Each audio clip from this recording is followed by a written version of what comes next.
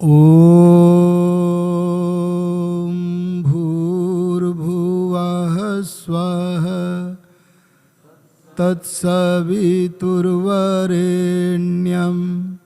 भर्गो देवस्य धीमहि धियो यो नः प्रचोदयात्।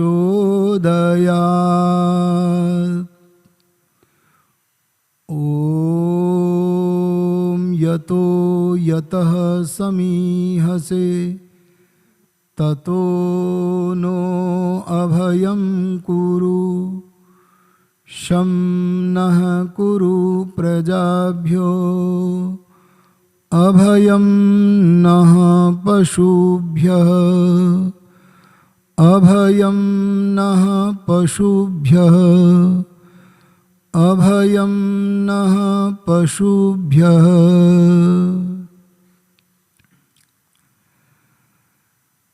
आर्य समाज आत्मानंद धाम के साप्ताहिक रूप से संपन्न होने वाले नियमित सत्संग में समुपस्थित सभी पवित्र आत्माओं,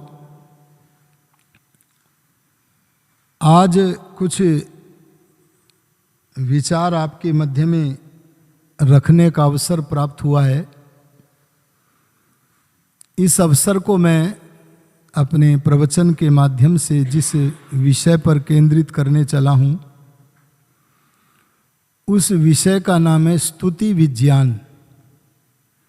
क्या नाम है जी? स्तुति विज्ञान। आप इधर आ जाओ बेटा, आगे नए नए लोग आगे आ जाया करो। आइए हम स्तुति शब्द को जानने का प्रयत्न करें। जैसे जल माने क्या होता है? पानी। वायु माने क्या होता है जी? पवन। इसी प्रकार से स्तुति शब्द का अर्थ है प्रशंसा करना। भैया मेरा सभी से बड़ी विनम्रता के साथ निवेदन है कि यदि आवश्यक फोन आ जाए तो उठकर थोड़ा बाहर दूर जाके सुने। हॉल में गूंजती है आवाज़, ये हर बार कहने की आवश्यकता पड़ती है। और बहुत दूर जाके, क्योंकि यहाँ पर भी अगर करोगे तो गूंजेगी और बाधा पहुँचेगी। और यदि कोई साइलेंट पे लगा सकते हैं तो लगा लिया करें, नहीं तो तुरंत काट दिया करें। और आवश्यक है तो सुनना दूर जाकर किया करें। ऐसा मेरा बड़ी विनम्रता से निवेदन है, सत्संग के लाभ के लिए निवेदन है। आर्यों में आपसे निवेदन कर रहा था, स्तुति का अर्थ है गुणगान करना। और हम किसी के गुणों के गीत तभी गा सकते हैं जब हम उसके गुणों के विषय में ठीक ठीक जान लें। ऋषि दयानंद ने बड़ी कृपा की। उन्होंने चारों तरफ जब देखा कि ऋषि परमात्मा का वास्तविक स्वरूप लोगों को नहीं पता, परमात्मा के गुणों के विषय में लोगों को नहीं पता, तब उन्होंने सत्यार्थ प्रकाश के पहले समुल्लास में भगवान के असंख्य नामों में से केवल थोड़े से बूंद की तरह केवल 100 नामों का व्याख्यान किया है। और 100 नामों का व्याख्यान कहते हैं कि जैसे समुद्र में से बूंद निकाल करके दिखाते हैं, ऐसे हमने परमात्मा के गुण रूपी समुद्र में से 100 नामों के द्वारा कुछ गुणों का दिग्दर्शन कराया है। अगर हम परमात्मा के विषय में ठीक जानते हैं तो हम स्तुति कर सकते हैं, और ठीक नहीं जानते तो अरे बोलो तो क्या करेंगे फिर? तो हम निंदा करेंगे। देखो, स्तुति और निंदा में दोनों में अंतर है। स्तुति शब्द का अर्थ है जो वस्तु जैसी है उसे वैसी ही जाने, और जैसी जानी है वैसी ही माने, और जैसी जानी है मानी है वैसा ही वाणी से वर्णन करें। अरे बोलो, इसका नाम क्या है? स्तुति। सत्य है ना ये? यही सनातन धर्म है। और आजकल पता नहीं क्या क्या चल रहा, काली माता की जय, साईं बाबा की जय, सारी जिंदगी मांस खाता रहा उसकी जय बोल रहे हैं। अजमेर पर जाकर के चद्दरें चढ़ा रहे हैं। क्या कहूं मैं, हिंदुओं में बड़े बड़े विद्वान भी हैं तो हिंदुओं में बड़े बड़े मूर्खानंद भी हैं। बड़ा आश्चर्य होता है। जो सर से तन जुदा करने की बात कहते हैं, ऐसे लोगों की कब्रों के ऊपर वे चद्दर चढ़ा रहे हैं। इससे बचना चाहिए, और वो तब तक नहीं बच सकते जब तक हम सनातन धर्म के महत्वपूर्ण स्तुति विज्ञान को समझेंगे नहीं। स्तुति से उल्टा क्या होता है? जो वस्तु जैसी है उसे वैसी न जानकर उल्टी जान लें। अरे बोलो क्या जान लें? गंगा को, बहते हुए पानी को परमात्मा मान लें, पत्थर को परमात्मा मान लें। पत्थर जड़ है कि चेतन है? और परमात्मा, देखो अंतर हो गया कि नहीं? जो वस्तु जैसी है उसे वैसी न जानकर उल्टी जान लें, और बोलो उल्टा ही मान लें, और उल्टा ही लोगों के सामने वर्णन करें। अरे बोलो नहीं बोलो, इसका नाम क्या है? स्तुति। अभी मुझे पीछे एक विवाह संस्कार में जाने का अवसर मिला तो वे मेरे को ही भूल गए। अरे बोलो, देखो ज्ञान देने वाले कैसे होते हैं। मेरे को भूल गए तो थोड़ी देर में याद आया, 5-7 किलोमीटर की दूरी पर। बोले आप कहाँ हो? तो मैंने कहा मैं तो घर पर प्रतीक्षा कर रहा हूं। बोले हम तो निकल गए। बोले हम तो निकल गए। तो उनको सनातन धर्म का जिन्हें बिल्कुल बोध नहीं था, ज्ञान नहीं था, उन लोगों ने कहा अगर वर की गाड़ी निकल चले तो वापिस नहीं लौटनी चाहिए। मैंने कहा तो तुम मरो अपने अज्ञान में, मत लौटो, मैं तुम्हारे कारण क्यों तंग हूं। अरे बात समझ में आई कि नहीं आई? मैंने कहा पर मैं सत्य बता सकता हूं। क्या है सत्य? है तुम्हें मुझे लेने के लिए लौटना चाहिए, यही सत्य है। और अगर तुम बुलाओगे तो मैं नहीं आऊंगा।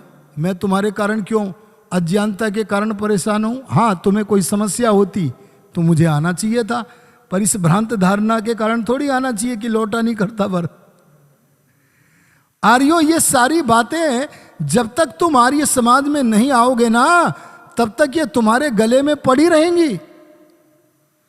और इतने सारे गपोड़े हमारे घर घर में पड़े हुए हैं, इतने सारे गपोड़े। उन गपोड़ों में हम सब फंसे पड़े हैं। सनातनी हम हैं नहीं। हम सनातन धर्म को मानते तो हैं, अरे बोलो, पर जानते। अपने अपने घरों में जागरण कराया करो। जागरण का मतलब यह नहीं है जो आज अज्ञानता फैल रही है कि रात भर सोने नहीं दो पड़ोसी को। अच्छा बोलो, रात भर पड़ोसी को सोने नहीं दो, क्या इसका नाम जागरण है? जागरण का मतलब है जीने का ढंग पता आ गया, क्रांति आ गई, अपने जीवन को सफल करने की योजना बन गई। अरे बोलो, इसका नाम क्या है? ये किया करो। हम आर्य समाज में अगर आप लोगों को आते हुए देखना चाहते हैं तो क्या हम आपसे किसी वोट की इच्छा करते हैं जी? अरे आर्य समाज के मन से तो किसी भी दल को वोट देने की अपील नहीं की जाती, और हम चाह करके भी अपील नहीं कर पाते। समझे कि नहीं समझे जी?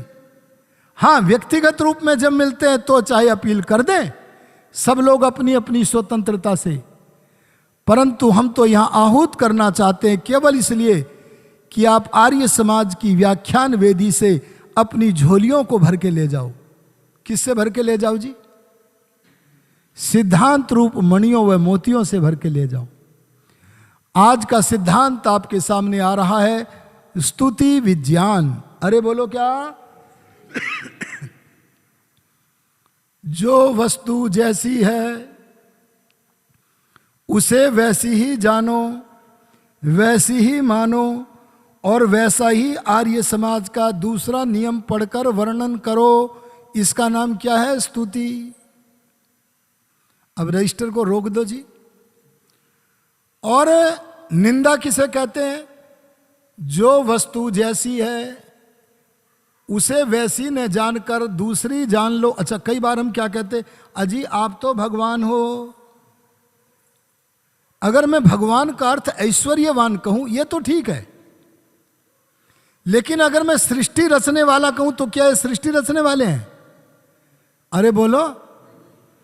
हाँ, भगवान की सृष्टि में बने हुए पदार्थों को लेकर अपनी रचना भी हम करते हैं। अरे बोलो, करते हैं कि नहीं? भगवान की सृष्टि में से क्या लिया? गेहूं। गेहूं किसने बनाया? और गेहूं से हम भी बुद्धि पूर्वक रोटी बनाते हैं। परंतु जो कार्य परमेश्वर नहीं कर सकता, मनुष्य नहीं कर सकता, परमेश्वर ही कर सकता है, उस सृष्टि रचयिता को किसी को बताना क्या ठीक है जी? इसलिए ध्यान देना, स्तुति को हमें समझना पड़ेगा। हम संध्या में जब बैठे, भगवान की भक्ति में बैठे, तो हमें स्तुति को भगवान की विशेषताओं को समझकर करना चाहिए। अब यहां एक जिज्ञासा और वैदिक धर्म की छत्र छाया के तले उत्पन्न होती है। यहां जितने बैठे हैं, आज ही नहीं बल्कि हर रविवार को कोई क्रॉस क्वेश्चन करना हुआ करे तो कर लिया करो। यहां ऐसा नहीं है कि हम बोलते रहे और तुम सुनते रहो, बल्कि सार्वजनिक रूप में पूछो। यह मत सोच के पूछो कि कहीं इन पर उत्तर नहीं आएगा तो इनका अपमान हो जाएगा। नहीं, हम पर अगर उत्तर नहीं आएगा तो कहेंगे हम अगली बार बताएंगे।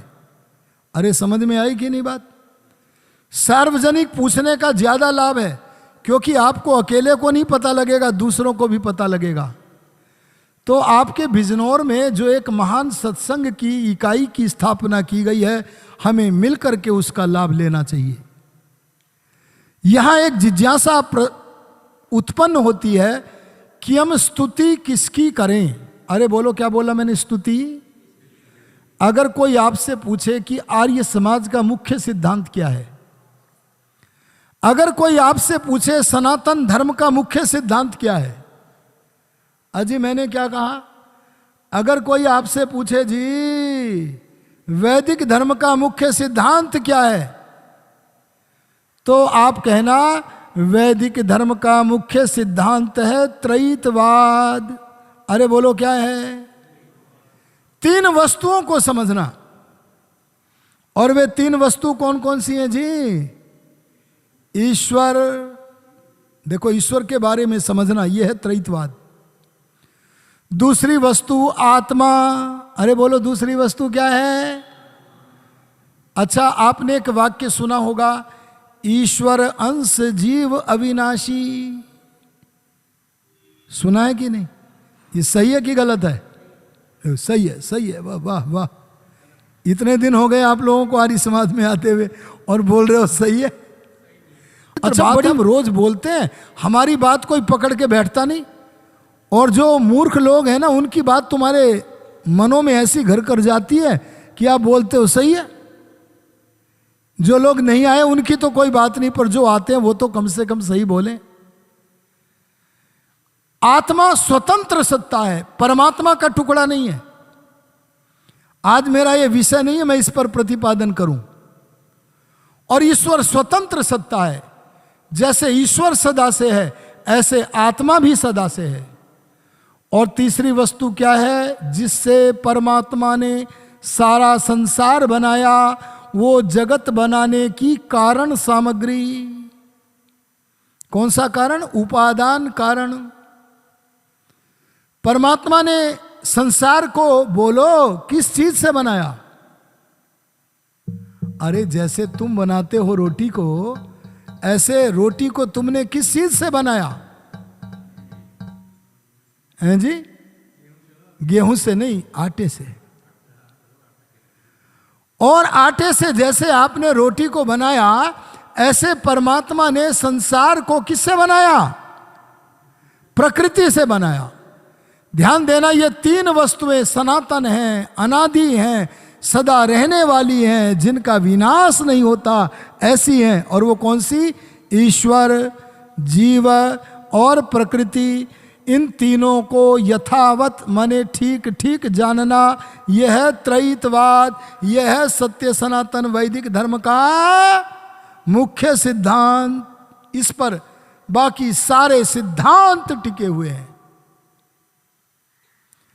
अब जब स्तुति विज्ञान का प्रसंग आता है तो हमारे मन में एक जिज्ञासा उत्पन्न होती है। क्या जिज्ञासा? अब सुनो ध्यान से मनु। क्या जिज्ञासा?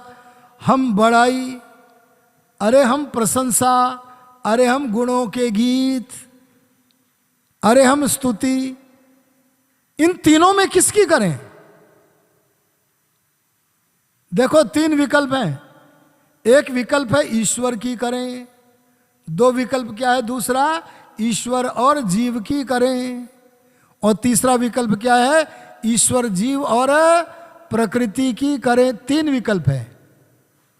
अगर एक को मानते हो तो एक उंगली उठा लो, दो को मानते हो तो दो उठा लो, तीन को मानते हो तो तीन उठा लो। अजी उठाओ, उठाओ उंगली, ऐसे थोड़ी मैं देख तो लूं। और मैं प्रवचन तो अनेक बार करता हूं और फिर भी उंगलियां गलत उठती हैं। अगली बार फिर देखूंगा, एक उंगली सही उठी थी, वो वाली, वो क्या नाम है, सुबोध जी की। बस तालियां बजाओ जी, तालियां बजाओ। एक उंगली उठाने वालों, मैं जानता हूं तुमने भगवान के नाम की अंगुली उठाई है, पर क्या तुम्हें अपनी मां की प्रशंसा नहीं करनी चाहिए? अरे बोलो जी। मैं चंद्र प्रकाश जी के घर गया, कल गया था या परसों गया था, तो इनकी बेटी से मैंने पूछा कि कितने नंबर आए? बोले कुल 94% ही आ पाए हैं, बहुत थोड़े आए हैं, ऐसा बोली। तो मैंने कहा तू 94 को कम बोल रही? बोले हाँ, मैं तो अपनी उत्तर पुस्तिकाओं की पुनर्जांच कराऊंगी, क्योंकि मैं 94% में संतुष्टि नहीं हूं। तो मैंने कहा पिछले हाई स्कूल में कितने आए थे? बोले उसमें तो 98 आए थे। मैंने कहा अब क्या कर रही है? बोले अब तो मेरा नंबर पूना में आ गया है। कितने पैसे लगते हैं वहां पढ़ने के? बोले 10 लाख रुपए लगते हैं। पिताजी से पूछा खर्चा करोगे? बोले ना, इसकी योग्यता के आधार पर सरकार ने 10 लाख रुपए इसे दे दिए हैं। बोलो, अरे बोलो, ऐसी बेटी की स्तुति करनी चाहिए कि नहीं? और चंद्र प्रकाश जी, तब मैंने इसकी भी स्तुति की थी आपके सामने, ये है वो बेटा। समझ में आया? तो पता लगा जो बड़ाई करने के योग्य है, अरे बोलो, जो गुण गाने के योग्य है, अरे जो प्रशंसा के योग्य है, माता पिता गुरु, उनकी बड़ाई करनी चाहिए कि नहीं?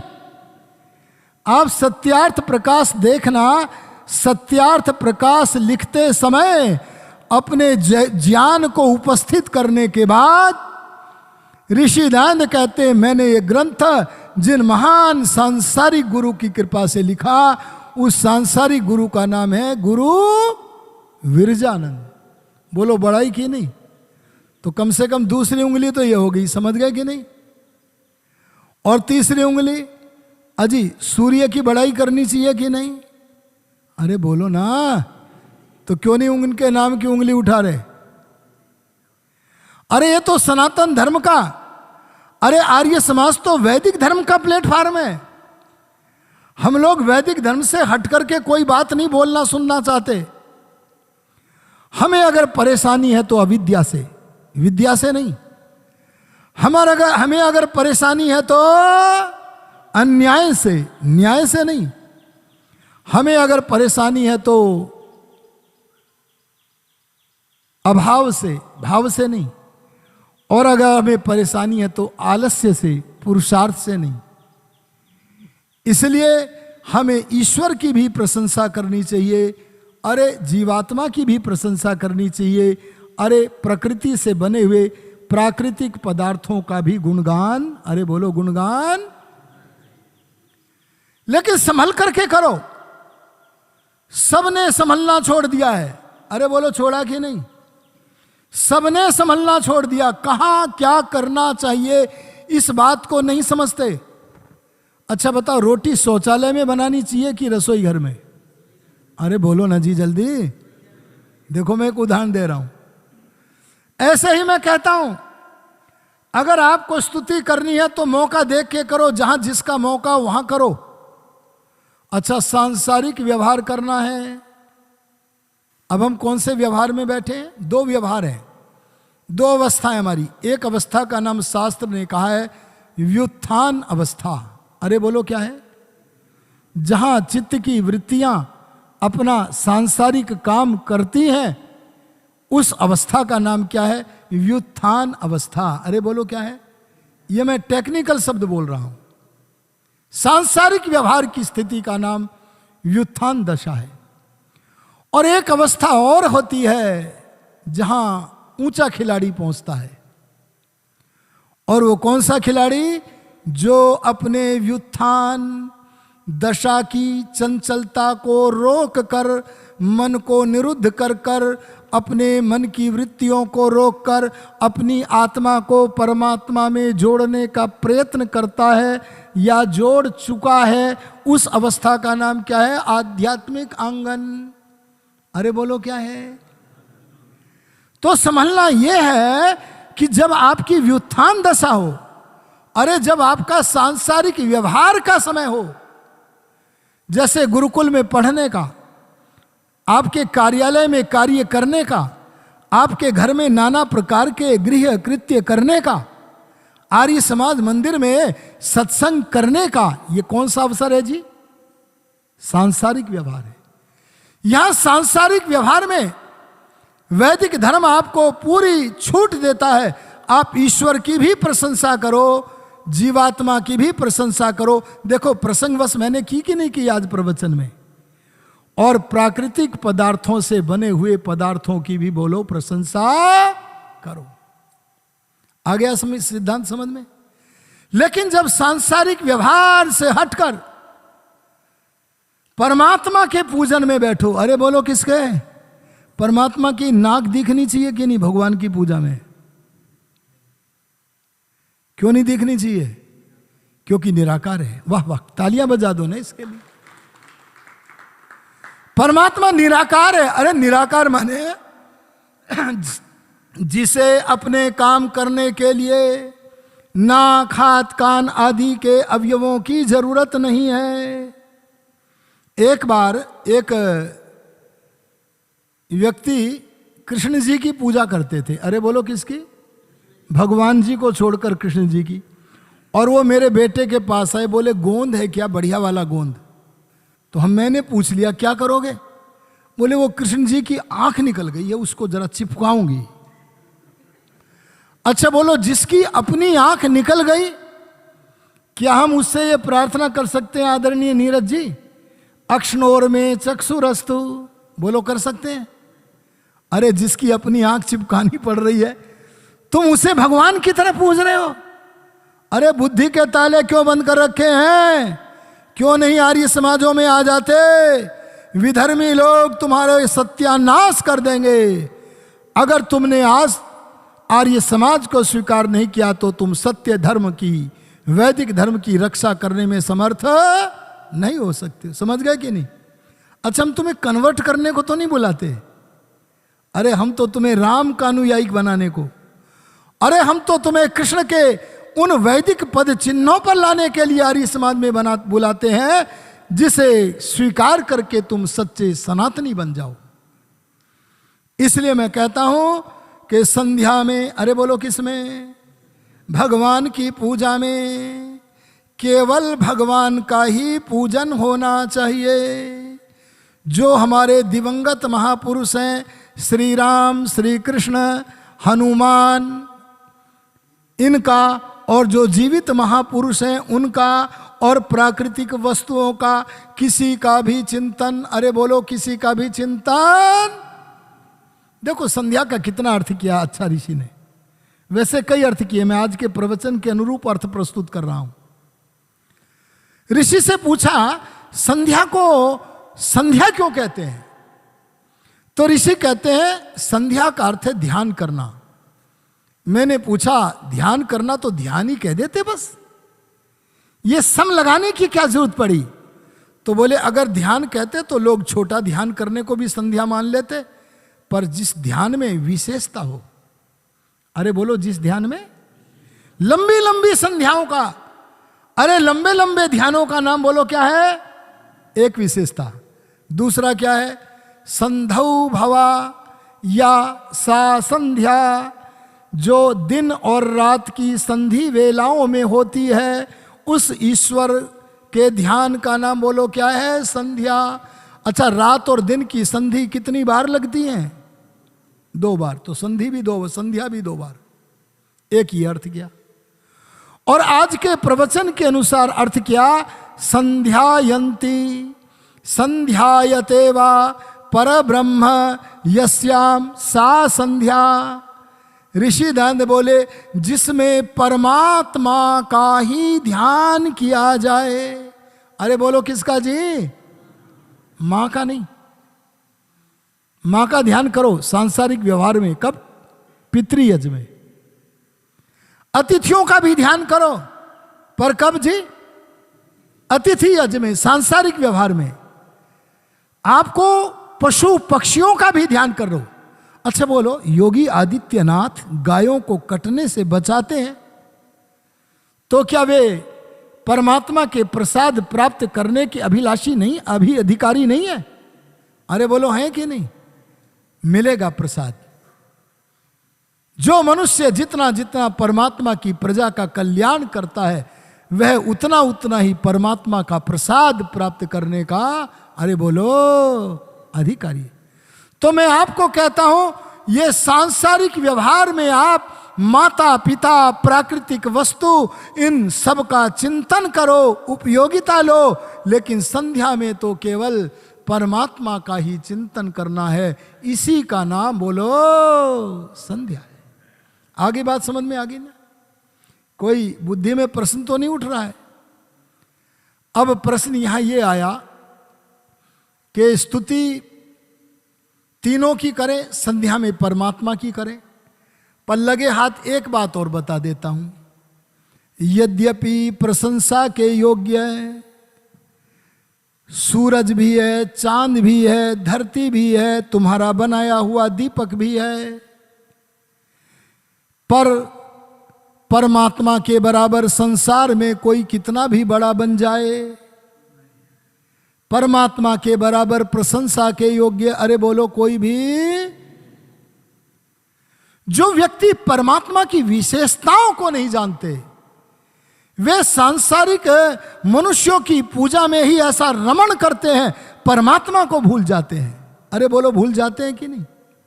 यहां कुछ लोग ऐसे भी होंगे जो रात और दिन प्रकृति की पूजा में लगे हुए हैं। अरे बोलो किसकी? रात और दिन प्रकृति की पूजा में लगे हुए। प्रकृति का माने मतलब समझ गए कि नहीं? आपके शब्दों में बोलूं, रोटी, अरे बोलो दूसरा, कपड़ा, और बोलो तीसरा। ये रोटी कपड़ा मकान आवश्यक है कि नहीं? तो वेद में कहा वयम श्याम पतयोरयीणाम, हमें धन ऐश्वर्यों का स्वामी होना चाहिए, इसलिए हम धनोपार्जन में लगे। ये है सनातन धर्म। लेकिन केवल धनोपार्जन करना ही हमारे जीवन का लक्ष्य न हो। अरे धनोपार्जन तो साधन है। अरे बोलो धनोपार्जन तो क्या है? आपको अगर बंबई जाना है तो आपको वायुयान चाहिए, रेल चाहिए, कोई ना कोई यान चाहिए। समझे कि नहीं समझे? पर यान सब कुछ नहीं है, यान तो साधन है। आपका मुख्य प्राप्त करने योग्य अगर कोई पदार्थ है, देखो सावधान लोग इस ओर दृष्टि रखते हैं। अभी कल मेरे पास दूरभाष आया, जालंधर में दोआवा कॉलेज के प्रिंसिपल नरेश कुमार धीमान, बड़े संस्कृत के विद्वान, धुरंधर विद्वान, और प्रिंसिपल से सेवानिवृत्त हो गए, बहुत बढ़िया मकान बना हुआ। मैंने कहा कहाँ हो? बोले मैं तो अजमेर में हूं। मैंने कहा क्या कर रहे हो? बोले अब तो बचा हुआ जीवन जो है परमात्मा की आनंद को लूटने में लगा हुआ हूं। बोलो जी, सावधान है कि नहीं है? ध्यान देना, हमें जहां सांसारिक अभ्युदय करना है, अरे बोलो वहां परमात्मा की तरफ भी गति, अरे बोलो करनी चाहिए कि नहीं? भाई यही तो, इसीलिए तो बुला रहे हैं। मैं केवल उसे बुलाता हूं जो मेरा परिचित होता है, और मैं चाहता हूं कि ये सात्विक व्यक्ति है, इसका कल्याण हो जाएगा, तो हम बुला लेते हैं। आप लोगों को आना चाहिए, प्रोत्साहित भी करना चाहिए। आर्यो ध्यान देना, संसार में तीनों वस्तुएं स्तुति के योग्य हैं, पर परमात्मा के तुल्य स्तुति के योग्य दूसरा कोई संसार में, अरे बोलो, यह है कोई? देखो एक दो उदाहरण देता हूं। आपके इस जगत में बड़े बड़े विद्वान रहते हैं, अरे बोलो कौन रहते हैं? बड़े बड़े ज्ञानी, विज्ञानी, विद्वान रहते हैं, वे सब प्रशंसा के योग्य हैं। पर क्या आपने अपने भूगोल में कोई इतना बड़ा विद्वान देखा है जितने बड़े विद्वान परमात्मा है? अरे बोलो देखा है जी। दयानंद योगी भी कह रहे हैं, मैं हर विषय का विद्वान नहीं हूं, कुछ विषयों का विद्वान हूं। तो बोलो कुछ विषयों का विद्वान। पर भगवान के बारे में क्या कहा?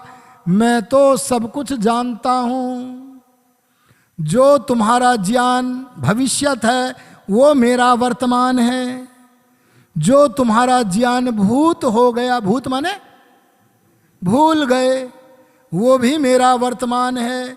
मेरा ज्ञान सदा एक रस रहता है, न मेरा ज्ञान कभी भूलता है अर्थात घटता है, और न मेरा ज्ञान कभी बोलो बढ़ता है। अब बताओ, सर्वज्ञ सबसे ज्यादा बड़ाई के योग्य है कि अल्पज्ञ? अरे बोल दो, सर्वज्ञ। और सर्वशक्तिमान। मैंने देखा राष्ट्रपति जी का विदाई भाषण, आज मैं देख रहा था, बड़ा अच्छा लगा। मुझे लगा कि अब हमारे राष्ट्रपति हमारे देश के ही बनने लगे हैं। वैसे देश में के बनते तो पहले भी थे, पर उनकी रुचि, उनकी भावना देश, धर्म, संस्कृति के प्रति नहीं थी। उन्होंने एक जगह भगवान का नाम लिया, आप सुनना, आपको मिल जाएगा सोशल मीडिया पर। वहां परमात्मा का एक विशेषण देने की जरूरत थी, और वही विशेषण दिया अपने विदाई समारोह में रामनाथ जी ने। क्या? सर्वशक्तिमान ईश्वर की कृपा से। वो आगे चलकर जिस कृपा का वर्णन कर रहे हैं, वो कृपा वही कर सकता है जो अल्पशक्तिमान नहीं, बल्कि बोलो सर्वशक्तिमान। ये विशेषण ढूंढे जाते हैं। मुझे लगता है इनके भाषण लिखवाने वाले अच्छे लोगों से संपर्क हो रहे हैं। आर्यो ध्यान देना, मैं कहूंगा हम लोगों में बड़े बड़े शक्तिमान लोग हैं। अरे बोलो हैं कि नहीं? हैं जी, कितने शक्तिमान लोग हैं, लेकिन भगवान के सामने तो हम अकिंचन। अरे बोलो क्या है अकिंचन? माने कुछ भी नहीं है। अरे बोलो कुछ भी। अच्छा, हम में से बड़े बड़े बलवान, अरे बड़े बड़े ज्ञानी विज्ञानी एक चुटकी में कोरोना वायरस के द्वारा भगवान ने उठा लिए कि नहीं? लोग कहते हैं भगवान को पैदा होना पड़ता है। क्या कहते हैं जी लोग भगवान को? ए सनातनी बन जाओ, केवल सनातन को मानो मत, सनातनी बन जाओ। वेद कहता है भगवान को जन्म लेने की कोई जरूरत।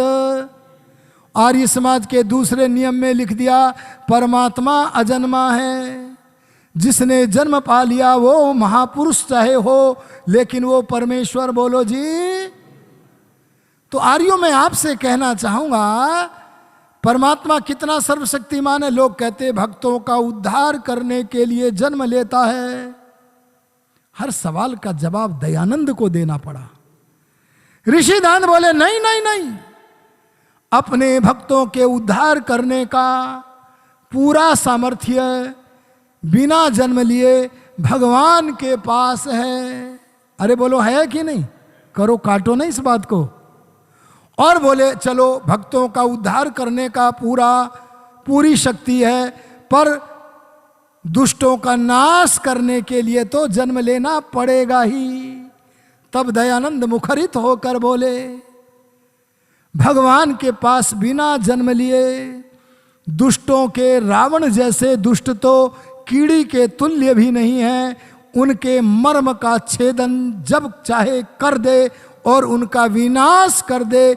रावण जैसे दुष्टों को नष्ट करने के लिए भी भगवान को जन्म लेने की बोलो आवश्यकता। अरे समझ रहे हो कि नहीं? एक दिन आओगे तो भूल जाओगे, दोबारा नहीं आओगे तो। ये नियमितता बनानी पड़ेगी भाई।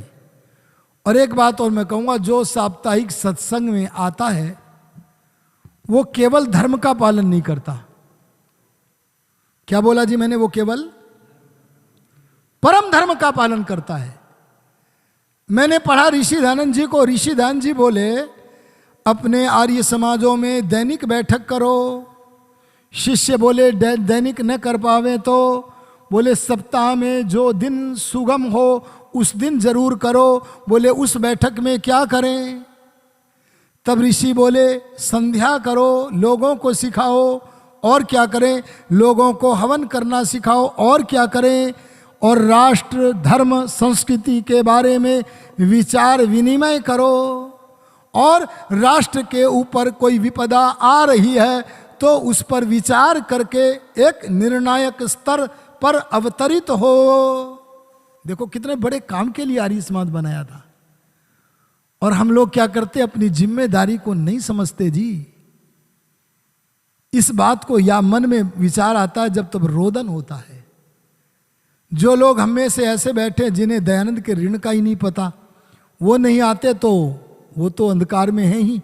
पर जिन्हें ऋण का पता उनको तो पूरी शक्ति के साथ आना चाहिए कि नहीं आना चाहिए? अरे बोलो, आना चाहिए कि नहीं? आर्यो ध्यान देना, मैं ये कहूंगा परमात्मा सर्वशक्तिमान है। क्या बोला मैंने? अपने सारे कामों के करने की पूरी शक्ति है, इसलिए वह सर्वशक्तिमान है। तो प्रशंसा तो सबकी करे, पर परमात्मा के तुल्य शक्ति किसी में नहीं है, इसलिए वह सबसे ज्यादा स्तुति के योग्य है। समझ में आया? तो इसलिए हम जो सबसे ज्यादा स्तुति के योग्य, बड़ाई के योग्य है, उस परमात्मा की स्तुति किया करें।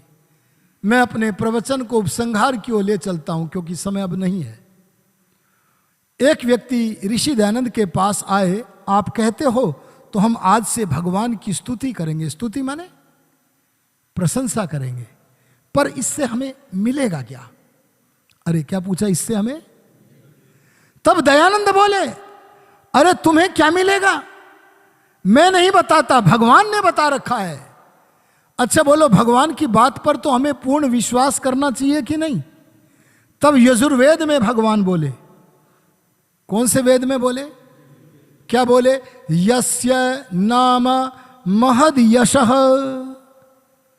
इस वेद मंत्र को सत्यार्थ प्रकाश में ग्रहण करके ऋषि दयानंद बोले, यस्य कस्य परमेश्वरस्य, जो परमेश्वर के नाम का और नाम में भरे हुए परमात्मा के गुण का स्मरण करता है, उस व्यक्ति का गुणों के स्मरण करने से, उन गुणों को धारण करने से महान यश पैदा होता है। अरे बोलो, क्या पैदा होता है? दयानंद जी का कितना बड़ा यश है। कितना भी मिटाने की लोग कोशिश कर लें, मिट नहीं सकता। इतनी लंबी रेखा खींच करके चला गया है। कोई कितना भी मिटाने की कोशिश कर ले, दयानंद का श्री राम और योगी राज कृष्ण की तरह इस सृष्टि में नाम नहीं मिट सकता। उनके आचार विचार मिट नहीं सकते। जो व्यक्ति परमात्मा का जितना बड़ा भक्त होता है, उसका उतना ही महान यश बढ़ता है। और क्या मिलता है? प्यार बढ़ता है। अरे बोलो, क्या बढ़ता है? अच्छा, जिसकी बड़ाई करेंगे उससे प्यार होगा कि नहीं? हैं जी? प्यार होगा, प्रेम होगा, स्नेह होगा, आर्द्रता होगी। परमात्मा के तुल्य प्रशंसा के योग्य कोई नहीं है, इसलिए वो सबसे ज्यादा प्यार के योग्य है। पर हमारे पास बहुत प्रकार की संपत्तियां हैं, पर प्रेम नाम की संपत्ति, अरे बोलो, हमारे पास। इसलिए अगर हम चाहते हैं कि प्रभु प्रेम की संपत्ति हमें मिले, तो हम प्रातः काल सायंकाल भूः भुवः स्वः तत् सवितुर्वरेण्यम, इन पदों का अर्थ विचार करते हुए भगवान की प्रशंसा गुणगान किया करें, तो हम अपने को परमात्मा का आशीर्वाद प्राप्त करने के योग्य भी बनेंगे, परमेश्वर के प्रति प्रेम भी बढ़ेगा, अपने जीवन की पवित्रता भी बढ़ेगी। इसके लिए हमें स्तुति करना अत्यंत योग्य है। ये भक्ति का प्रथम सोपान है, उसके विषय में मैंने थोड़ा सा कहा। हमारा जो नियम है वो ये है कि समय पर आरंभ करना और समय पर ही, बोलो जी, शांति पाठ करना। तो अब थोड़ी देर के पश्चात 9:30 बजे हम ठीक शांति पाठ करेंगे। मेरी इच्छा है कि अगली बार एक राष्ट्र के ऊपर बड़ी समस्या आ रही है, और वो समस्या ये है कि धर्म निरपेक्षता की चादर केवल अज्ञानी हिंदुओं ने पहनी हुई है। मैं सब हिंदुओं को अज्ञानी नहीं कह रहा हूं, जिन्होंने वो चादर ओढ़ी हुई है मैं उन सबको अज्ञानी कह रहा हूं। सबने तो नहीं ओढ़ी हुई है, अब तो बहुत जागरण हो रहा है। और हमारे भारत में धर्म निरपेक्षता की मूर्खता, अरे सूफी गानों के तराने केवल ये हिंदू लोग ही गाते रहे, चद्दरों पर सिक्के चढ़ाते रहे, और वे उन सिक्कों के द्वारा चाकू खरीद कर हमारी गर्दनों को काटते रहे। क्या ये चलना चाहिए? मैं चाहता हूं कि आर्य समाज आत्मानंद धाम व्याख्यान वेदी से गरजे, और इसके लिए अगला जो हमारा कार्यक्रम हो, रविवार का दिन कौन सा पड़ रहा है जी? हाँ, 31 जुलाई को हम आपके सहयोग की अपेक्षा करते हैं। हम तो स्वयं पुरुषार्थ करेंगे ही, आप सबके सहयोग की मैं अपील करता हूं, प्रार्थना करता हूं, बड़ी विनम्रता से निवेदन करता हूं। आप उन लोगों को लेके आओ जिन्होंने धर्मनिरपेक्षता की चादर ओढ़ रखी है। जैसे मैं नाम लेता हूं उनके, आरएसएस वालों को लेके आओ। अरे बोलो किनको? उनमें से कुछों ने अब उतार दी है। आप उन लोगों को लेकर के आओ जो हिंदुत्व के क्षेत्र में काम कर रहे हैं, या जो सोए पड़े हैं, केवल रोटी कपड़े मकान में लगे पड़े हैं, उन्हें लेके आओ। कम से कम एक को तो लेके आओ। तो हमारा अगले रविवार का जो कार्यक्रम है, मैं समझता हूं आधा घंटे का हम बढ़ा दें, बस ज्यादा नहीं है जी, या चल जाएगा जी। 7:30 से लेकर के 10 बजे तक का अगला बढ़ाएंगे। थोड़ा विशिष्ट कार्यक्रम रखेंगे और पूरा पुरुषार्थ सब करें। आप में से अगले 31 जुलाई को पहले तो अपने बारे में हाथ खड़ा करो, कौन कौन पधारेगा। हम आप सबको चाहते हैं उपस्थित देखना। आप दिल्ली जाओगे, बहुत जरूरी काम है, कोई बात नहीं। आप जी विज्ञान जी, आप भी ललित जी पधारिएगा, प्रयास मत करिएगा।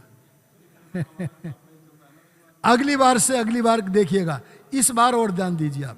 फिर हाँ, इस बार आइए, है ना। इस बार कहिए कि अपने आर्य समाज का साप्ताहिक सत्संग विशिष्ट गोष्ठी में हमने क्या कर दिया, मर्ज बोलते हैं ना उर्दू वाले, बोले उसमें संयुक्त कर दिया है। एक रविवार कर दो बस, हाँ ऐसा कर दो। बोले ये विशेष गोष्ठी के कारण, हाँ हाँ, बहुत अच्छा, बहुत अच्छा, तालियां बजाइए इनके लिए। ये कहते हैं कि हमें अत्यंत आवश्यक कार्य से दिल्ली जाना पड़ रहा है, पर हम अपने स्थान पर 4 लोगों को आपके यहाँ प्रेषित करेंगे, यही तो चाहिए। तो हम और भी प्रयास करेंगे। ये तो हमने अपना अपना किया, और कम से कम एक एक को लेके, वैसे 10 को लाइए, 20 को लाइए, पर कम से कम एक एक को लेके कौन आएगा वो और जरा हाथ खड़ा करो। देखो देखो संख्या बढ़ेगी, पूछेंगे अब की बार, वाह आप दोनों तो आएंगे ही और संख्या भी लेके आएंगे।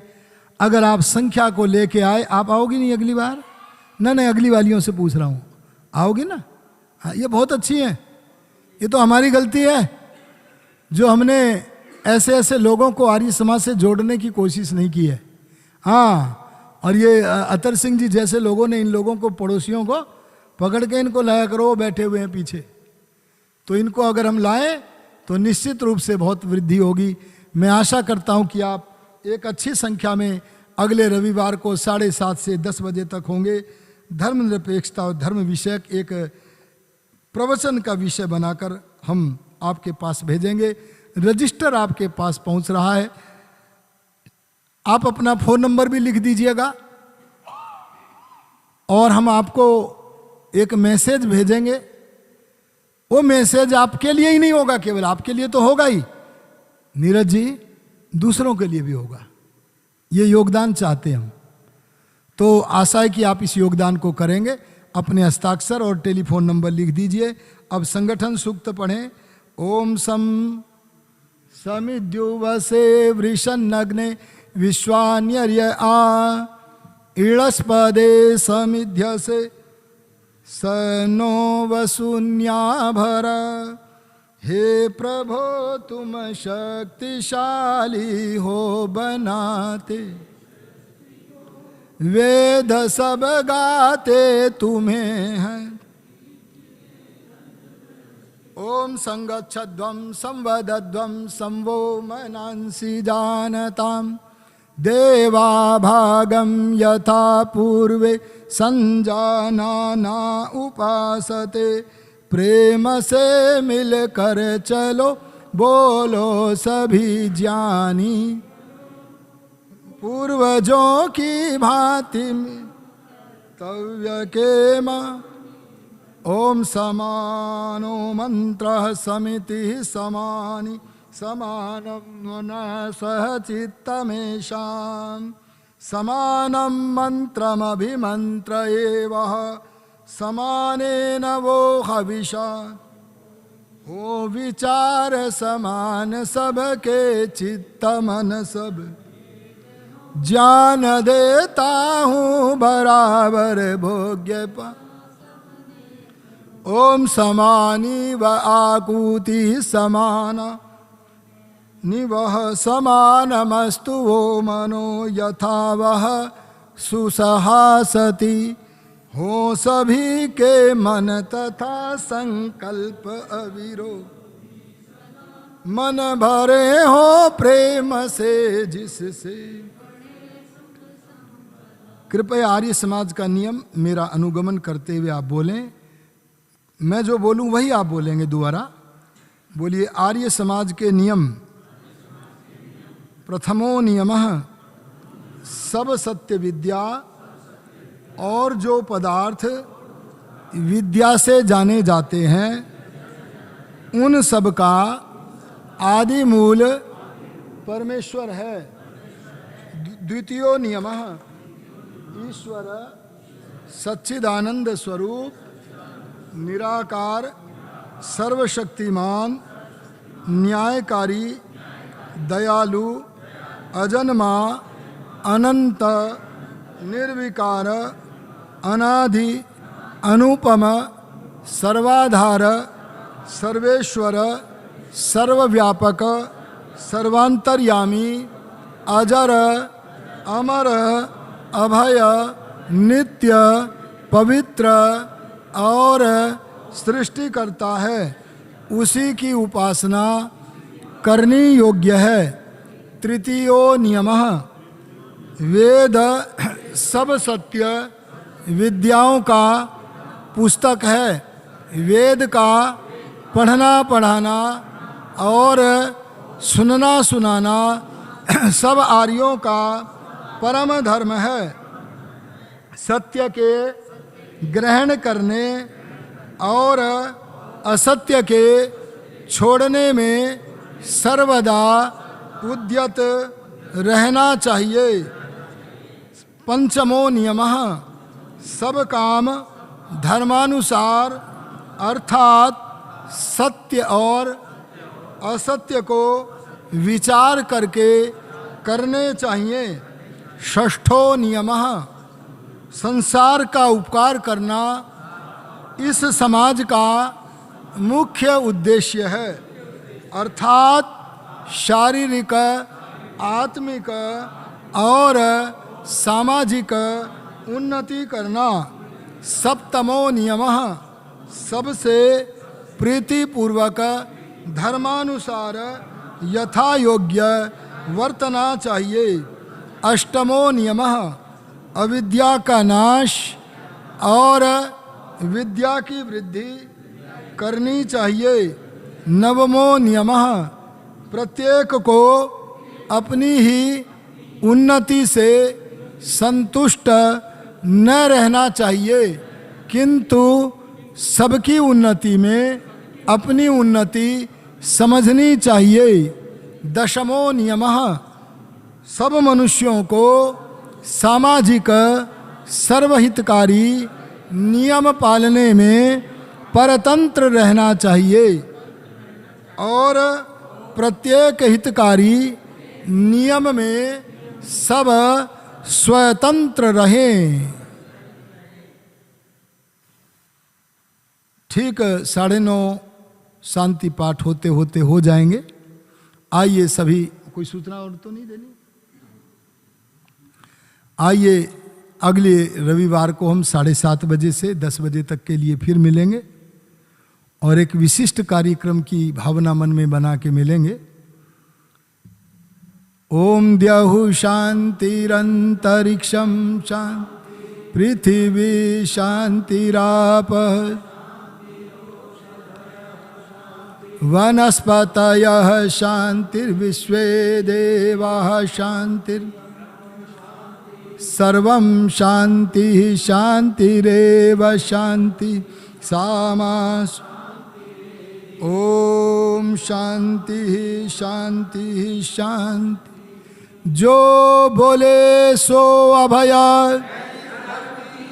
ब्रह्मर्षि विरजानंद महाराज की, नवयुग प्रवर्तक महर्षि दयानंद महाराज की, मर्यादा पुरुषोत्तम श्री राम की, योगीराज श्री कृष्ण महाराज की, योगीराज स्वामी आत्मानंद महाराज की, महात्मा नारायण स्वामी की, अमर बलिदानी स्वामी श्रद्धानंद महाराज की, अमर पथिक पंडित लेखराम की, पंडित गुरु दत्त विद्यार्थी की, महात्मा हंसराज की, लाला लाजपत राय की, आर्य समाज, आर्य समाज, आर्य समाज, सत्य सनातन वैदिक धर्म की सबको वैदिक अभिवादन। नमस्ते।